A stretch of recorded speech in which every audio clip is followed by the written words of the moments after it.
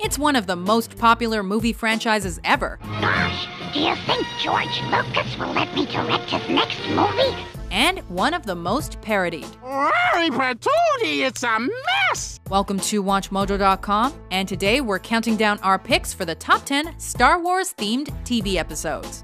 Man, this totally sucks. I should be Han! For this list, we're looking at TV episodes that reference, spoof, or pay homage to George Lucas's epic space opera. Don't worry, it's only 382 minutes. Nerd! Number 10, My Two Dads, Scrubs. I've been waiting for this moment all my life. Two key themes throughout Star Wars are the struggle between good and evil, and the bonds between fathers and sons, mentors and mentees. It's about what's best for the hospital. It's about what's best for the patient. The same thing can be said about Scrubs, with Dr. Cox acting as a rebel soldier and Dr. Kelso taking the place of an Imperial officer. You're suspended. Stuck in the middle of their conflict in this season 1 episode is young JD, who must choose between the light side and the dark side. It's an old story, really.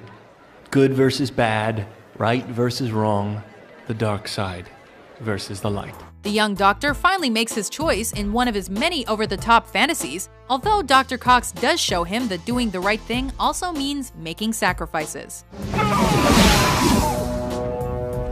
Number 9. Star Warner's Pinky and the Brain. A spin-off of Animaniacs, this series spent 4 seasons parodying movies and pop culture just like its parent series. All right, who took the last diet root beer? I told you, I am not a refrigerator. I am a laboratory robot engaged in an intricate scheme of galactic domination. And in the show's final episode, they brought out the big guns, or blasters as the case may be. What do you expect, Pesto? We blasted them first. We did not. Bobby, did we blast them first? A little bit.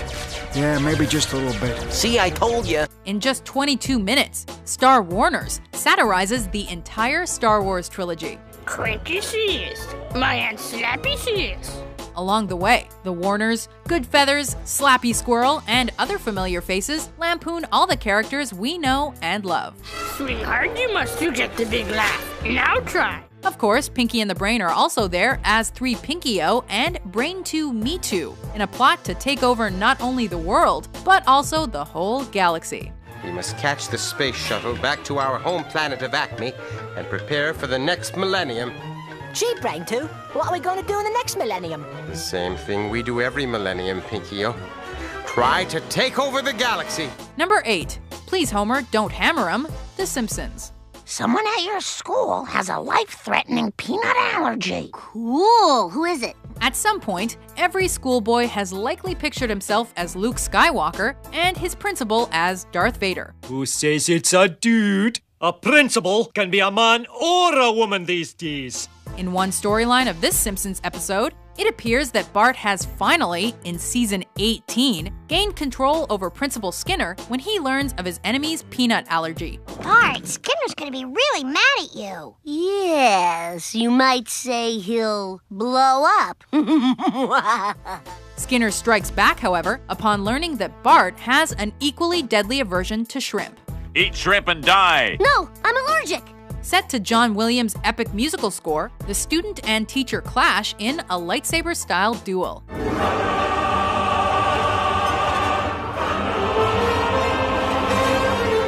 And the result for both is every bit as tragic as Anakin Skywalker's fate. Well, maybe not quite. Kids, don't die!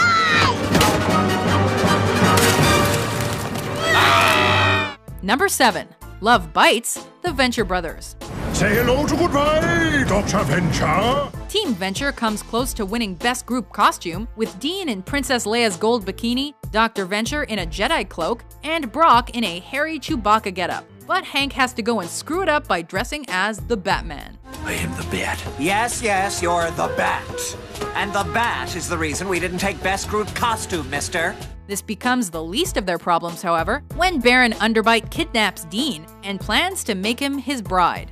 We will be married in the morning then. What? Ew! I'm not marrying you! Thus, the Ventures partner up with a group of underground rebels to save the princess while cleverly making fun of pedophilia. Pretty sure that kid's underage too, though I'm not sure that's illegal.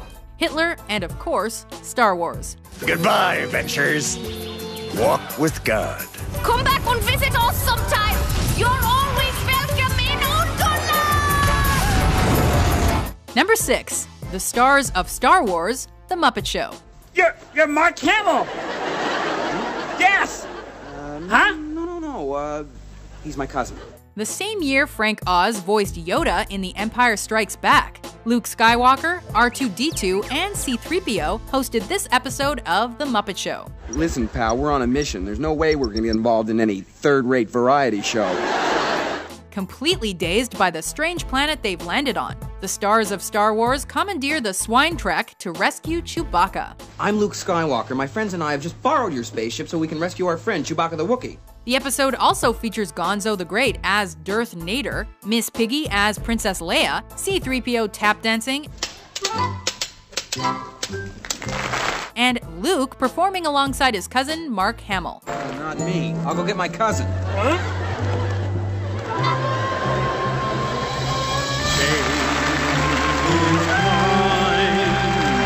Even over 30 years after it aired, this bizarre crossover is still awesome and hilarious to watch, and not nearly as uncomfortable as the Star Wars Holiday Special. Well, ladies and gentlemen, I guess that wraps it up. We'll see you next time on The Muppet Show! Number 5. A New Hope, That 70s Show. I am so excited about Star Wars. Doesn't matter, Star Wars. Kids today can only imagine what it was like to see Star Wars when it first came out. Star Wars is a limited engagement! In this season 1 episode of That 70s Show, Eric and his band of rebels experiences the phenomenon in the theater. I'm bored. If you're bored, you should go see Star Wars. All the guys are immediately obsessed, even if the film doesn't have any space jugs. So, Eric, you're gonna get yourself some Star Wars pajamas now? The Star Wars theme further ties into the story, as Eric worries Donna will turn to the dark side and dump him for a guy with scoliosis he beat up in elementary school. David Milbank? David Milbank, he's got scoliosis and asthma. Costumed dreams ensue. You guys just gotta come over the dark side. They have free food. Number 4. Phineas and Ferb, Star Wars, Phineas and Ferb.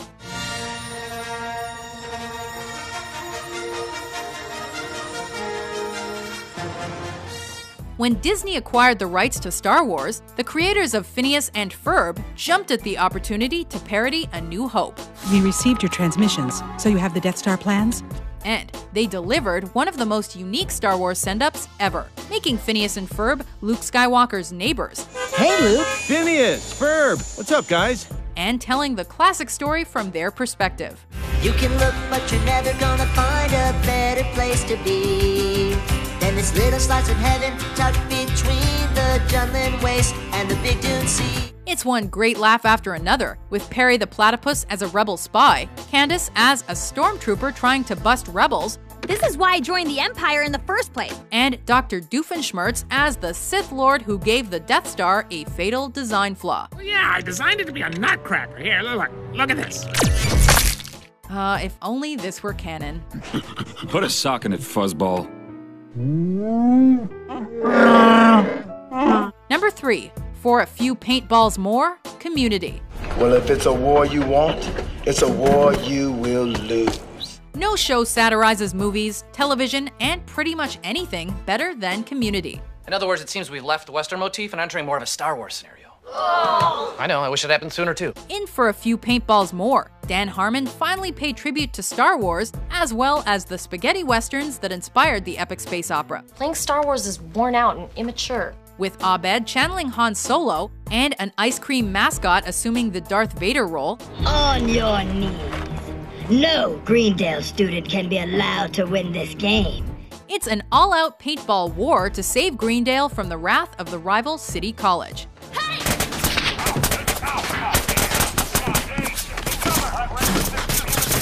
Brilliant brilliantly directed by Joe Russo, ingeniously written by Hillary Winston, and wonderfully acted by the whole cast, this cinematic episode is the very definition of epic comedy. Well, I'm out. We lost. See you at Denny's? Denny's is for winners. Number 2, Robot Chicken Star Wars, Robot Chicken.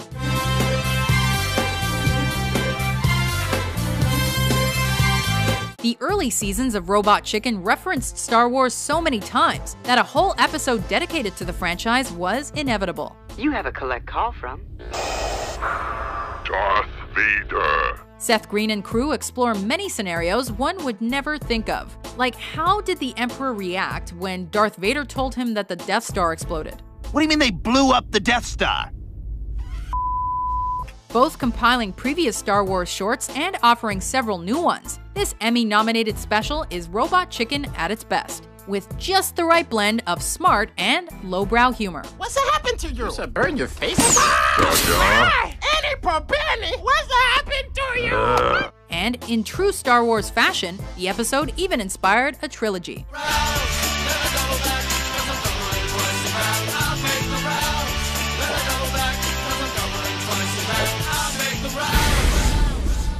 Before we light speed over to our top pick, here are a few honorable mentions. It's Darth Vader! Who dares stand in Darth Vader's way? I have you now, macaroni mouth. Don't be so sure. May the pasta be with me. Yes, I was making the stars fall, so no babies can have any wishes.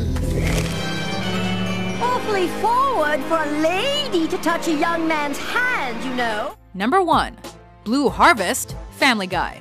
This is the story of Star Wars. Let's begin with part 4.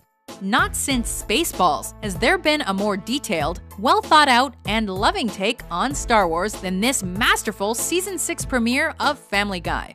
Yeah, but didn't Robot Chicken already do this 3 months ago? Well, I wouldn't worry about it, Chris. I don't think people are even aware of that show's existence. Packed wall-to-wall or galaxy-to-galaxy with jokes, Blue Harvest couldn't be more perfectly cast, with Stewie as Darth Vader. Actually that's me. I made a Darth duty. Herbert as Obi-Wan Kenobi. Luke, wait! It's too dangerous! Get your fat space ass back here. And Meg as the Garbage Monster. Sure, Robot Chicken might have done this first, but Family Guy did it even better. Man, I wish I could listen to some Tatooine Wind and Fire right now. Throw in the equally hilarious follow-up episodes Something Something Something Dark Side. I'm just going on record as saying I'm not comfortable with this. And It's a Trap. And you have a trilogy that will have any fuzzball laughing it up. Can we at least put together a press release that says I'm resigning of my own accord to pursue other evil projects? Do you agree with our list? Maybe you're right. What's your favorite Star Wars-themed TV episode?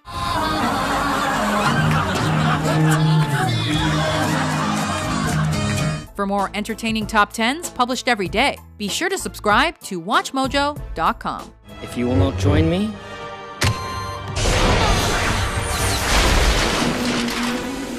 then I must destroy you.